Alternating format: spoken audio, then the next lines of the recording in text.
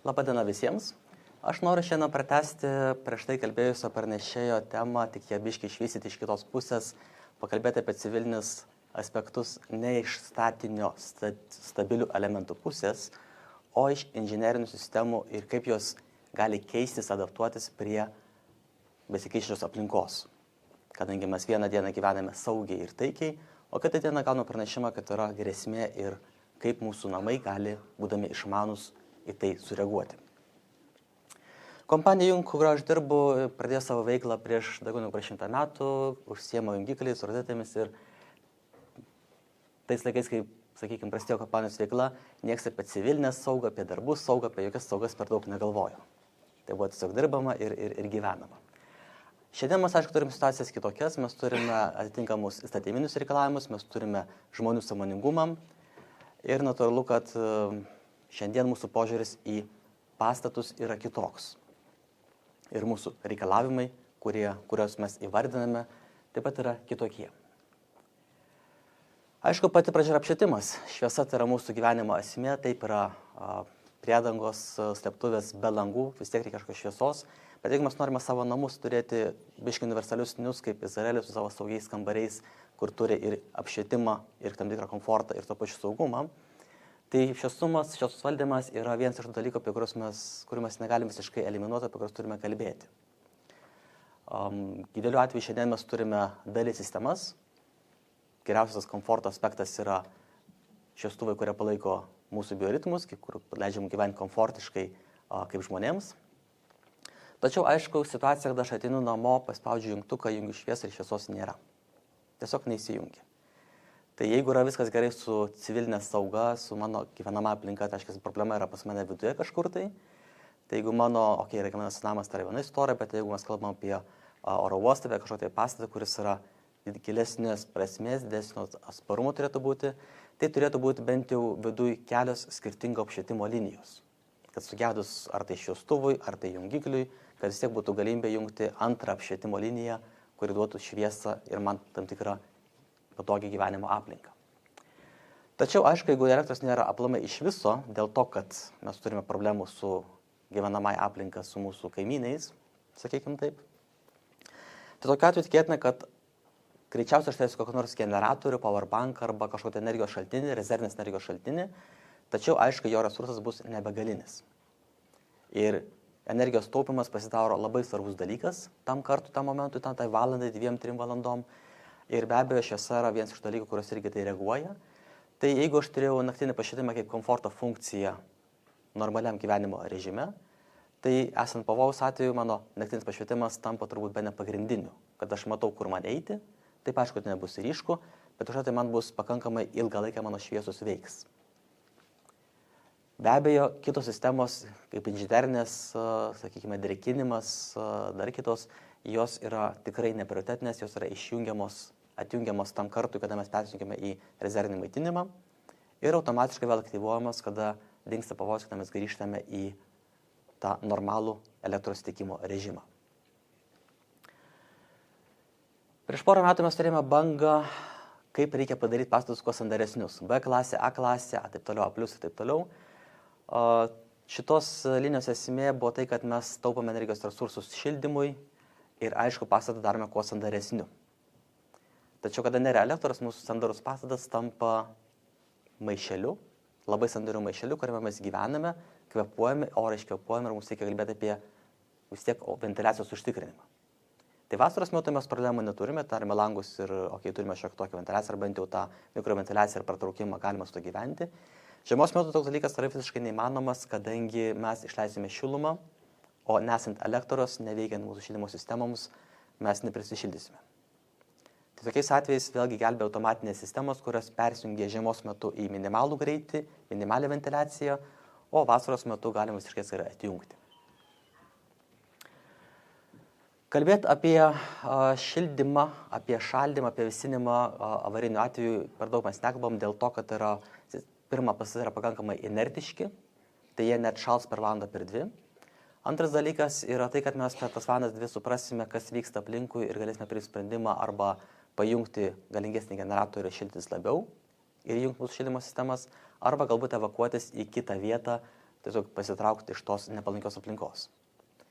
Tačiau kalbant apie vandenį, apie gaisrą, tai yra mūsų sistemos, kurios gali pridaryti mums žalos, jos turi reaguoti tiek į, sakykime, signalus, tiek į faktinius suveikimus.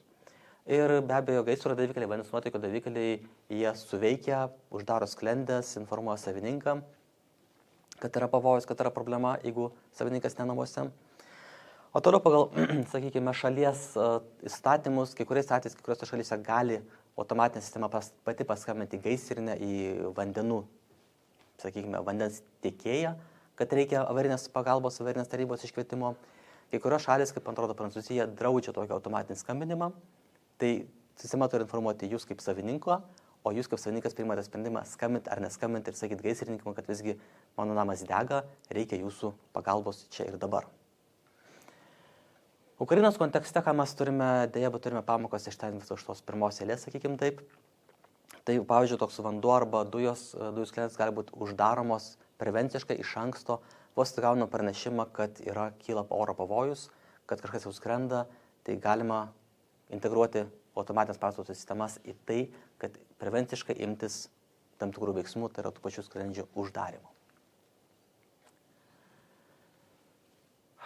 Kita medalio pusė yra automatika, yra faina, yra gražu, bet automatika, kaip matėme su lėktuvais, su dronais, su trikdžiais, taip pat automatiką galima sutrikdyti. Tai nėra nei misija neįmanoma, tai yra inžinerinės sistemos, jos irgi trikdomos specialiais būdais. Valdymo sistemos skirstomos į dvi funkcijas. Į tos, kurios yra visiškai vidaus pastato ir kurių automatika yra komforto arba tas normalus funkcinis veikimas, kaip šviesų įjungimas, temperatūros pakeitimas, arba tos, kurios įtakoja išorinį perimetrą. Jeigu kalbant paprastą kalbą, tai anksčiau mes kalbėdavom apie stoglangių uždarimą kadalyje, apie, sakykime, stoginių markizių nuleidimą arba stoginių šalisių nuleidimą, kada kyla pavojus. Tai yra sistemos, kurių sutrukdymas gali mums kainuoti tiek finansiškai, tiek gyvenimiškai. Tokiais atvejais naudojamos papildomas apsauginės priemonės, vadinamieji pulsiniai signalai, kada pastoviais eina patikrinimas, ar vykdantysis elementas ar sistemos dalis atsiliepia, ar atsako, ar dar gyva, ar dar kontaktuoja ir nutrūkus signalui iš karto veikia automatiškai užsidarimas, atsijungimas, sustabdymas. Tam, kad sutrikdžius sistemą, jinai pereitų automatiškai ir garantuotai pereitų į avarinę būseną. Mes kalbame apie KNX-ą, tai yra europinis standartas skirtas pastatų automatizacijai, tiek gyvenamųjų, tiek oficinių, sakykime, tiek administracinių pastatų automatizavimui. Standartas sukurtas Europoje, prižiūrimas KNX asociacijos, kuri sertifikuoja tiek gamintojus, tiek gaminius, tiek diegėjus. Tai yra visa grandinėlė nuo gamintojų iki sumontavimo, paleidimo yra sertifikuojama asociacijos ir ženkliukas KNX reiškia pakankamai daug, kad yra patikimas produktas. Tačiau net ir patikiamas produktas yra laužiamas ir iš tikrųjų būtų galima kalbėti apie KNX iš šitos pusės, kaip jis nulaužiamas. Kaip nulaužiamas fiziškai, kaip nulaužiamas programiškai. Tačiau šito auditorijos kalbėsiu apie tai, kokie yra apsauginiai mechanizmai nuo nulaužimo. KNX kaip standartas turi dvigubą atsaką. Pirmas atsakas yra paveldėtas iš ES, tai yra ES pozicija laužimų kontekste.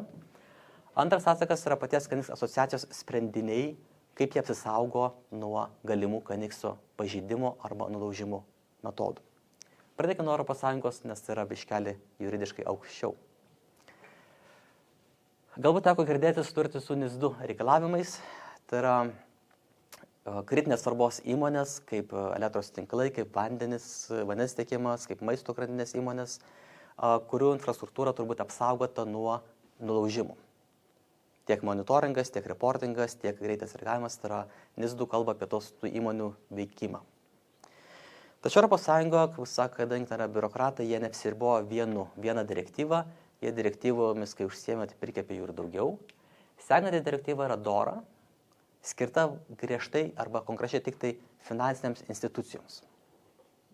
Kaip bankai, kitos finansų įstaigos turi monitorinti, stebėti, reaguoti į galimus įsilaužimus. Ir čia dar ne viskas, yra trečia direktyva CRA, kuri skirta specialiai tik gamintojams. Kuri sako, kad gamintojų pagaminami prietaisai turi būti saugus, turi būti atnaujinami, rastos klaidos turi būti taisomos ir palaikymas prietaiso turi būti teikiamas dar plus 5 metus po to, kai prietaisas oficialiai nuimamas nuo gamybos, nuo pardavimo. Tai vėlgi apima atnaujinimus, tiek saugumo, tiek funkcinius. Ir aišku, kiekviena iš tų direktyvų numato baudas tiek įmonei, tiek įmonės vadovui asmeniškai, jeigu šitie reikalavimai nebus prižiūrimi, įgyvendinami ir laikomas. NIS 2 jau yra įsigyvendinęs, CRA yra priimtas, turi pereinamą laikotarpį iki 27 metų ir nuo tada jis irgi pilnai įsigalios pilna apimtimi. Kuo tai aktualu mums? Tai aktualu tuo, kad visos šitos direktyvos apima įmonių veiklos testinumą, tačiau, kada mes turime pastato inžinerinės sistemas, jų saugus arba nesaugus veikimas tiesiogiai įtakoja įmonės veiklos testinumą. Labai trumpas pavyzdys, turime praėjimo kontrolės sistemą, jeigu jinai nulaužta, mes nebegalime įeiti išeiti, tai apie jokį funkcionavimą nei banko, nei elektros tiekimo, nei vandens operatorius mes nebegalime kalbėti. Tai nulaužus vieną pastato sistemą, galima užblokuoti, sutrikdyti visos įmonės veiklą. Tai atitinkamai visos pastato inžinerinės sistemos patenka tiek po NIS 2, tiek po DORA, tam tikroms organizacijoms, konkrečiai bankams, tiek gamintojai tų sistemų patenka po CRA direktyvų reikalavimais. Kas dar papildomas niuansas, kad šitos direktyvos negalioja, kaip mums įprasta, naujiem pastatam. Šitos direktyvos įsigalioja organizacijoms tuose pastatuose, kuriuose jos reziduoja. Tai reiškia, jeigu mes turime Vilniaus vandenis, kurie turi savo būstinę Vilniaus senamiesty Dominikonų gatvėje kažkiek, tai jie turės atsinaujinti arba išsikraustyti. Ne šiandien, aišku, ne rytoj, yra pereinamieji laikotarpiai, bet direktyvos yra pakankamai aiškios, pakankamai griežtos ir praėjimo kontrolės sistema, pastato išmani sistema turi būti irgi saugi. Kanikso asociacija, atliepdama tiek Europos direktyvas, tiek realų rinkos poreikį, išleido savo atnaujinimą, savo paplitimą vadinamą Kanix Secure. Jeigu labai trumpai, tai reiškia, kad prietaisai yra atskirai sertifikuojami, kad jų komandos, kuriuose siunčia arba gauna, yra pasirašomas pačių prietaisų skaitmeniniu parašu ir papildomai šifruojamos. Tai reiškia, neįmanoma jų nuskaičius neteisingai suprasti, o kadangi turint raktų negalima pasirašyti, tai neįmanoma ir atkartoti arba sukurti naujų komandų.